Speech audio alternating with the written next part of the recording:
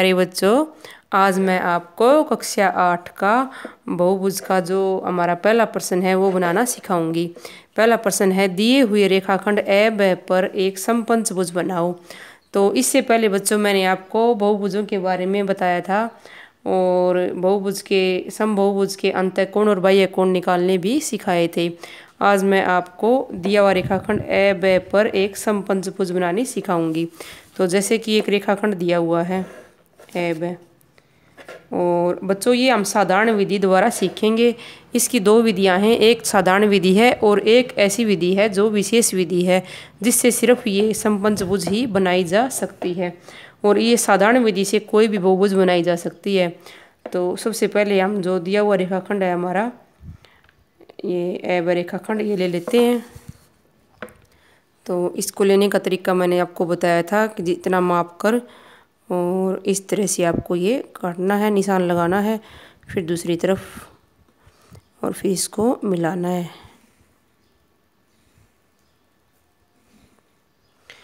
अब बच्चों आपको इसका एब रेखाखंड जितना प्रकार आपका खुला हुआ है, अभी इसकी इस तरह से चाप लगानी है।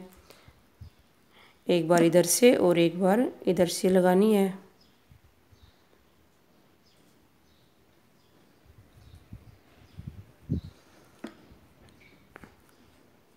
और फिर आधे से ज़्यादा प्रकार खोलकर इस तरह से चाप लगानी है दोनों तरफ, क्योंकि हम इसका अब समद्विभाजन कर रहे हैं।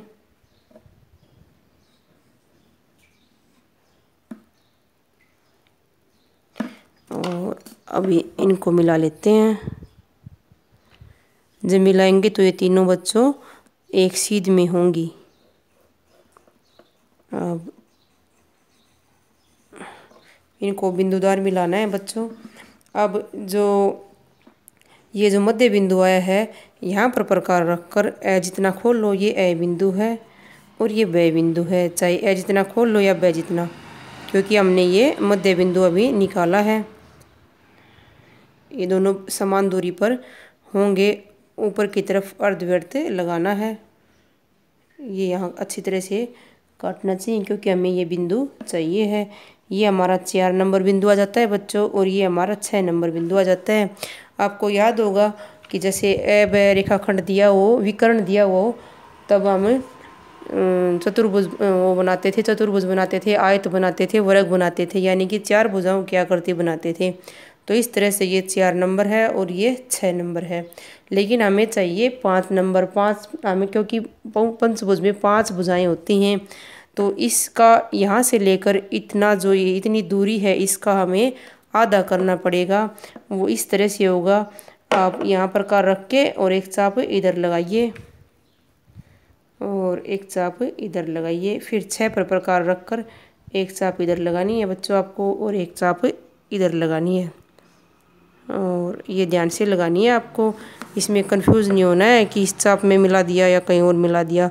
फिर इनको इस तरह से मिला लेते हैं। अब बच्चों 4 और 6 का आधा हो चुका है, इसके बीच में आ गया है 5 नंबर। तो यहाँ से इस पर से जब हम प्रकार रख कर चाप लगाएंगे ए या ब से ऐसे वृत्त खींचेंगे तो उस वृत्त में हम पंचभुज बनाएंगे। तो अब 5 नंबर पर हम जब प्रकार रखेंगे तो ए और ब बिंदु को इस तरह से देखेंगे तो ब बिंदु और ए बिंदु दोनों समान दूरी पर मिलेंगे। और इस तरह से फिर हमें वृत्त लगाएंगे।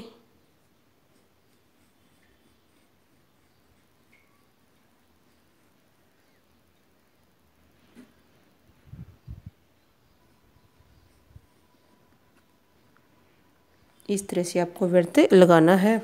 और फिर एब जितना प्रकार खोलकर ये एब जितना प्रकार खोलकर एक बार यहाँ काटना है और एक बार यहाँ काटना है। और ये इसका पंचभुज का हमारा शीर्ष अपने आप आ जाएगा। फिर यहाँ से इसको मिलाना है बच्चों।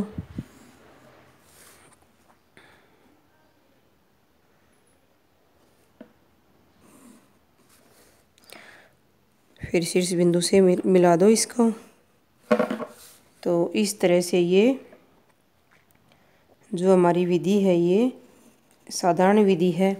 क्योंकि इस विधि के द्वारा कोई भी बहुभुज बनाया जा सकता है। इनके नाम लिख देते हैं ए ब स द ये मध्य बिंदु किया था।